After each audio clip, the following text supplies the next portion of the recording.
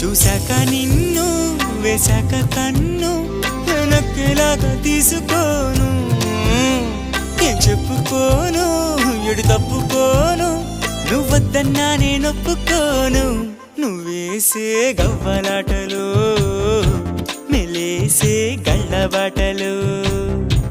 నీదాకా నన్ను రప్పించింది నువ్వేలేవమ్మా నిజంగా నెగ్గడం అంటే ఇష్టంగా ఓడడం అంతే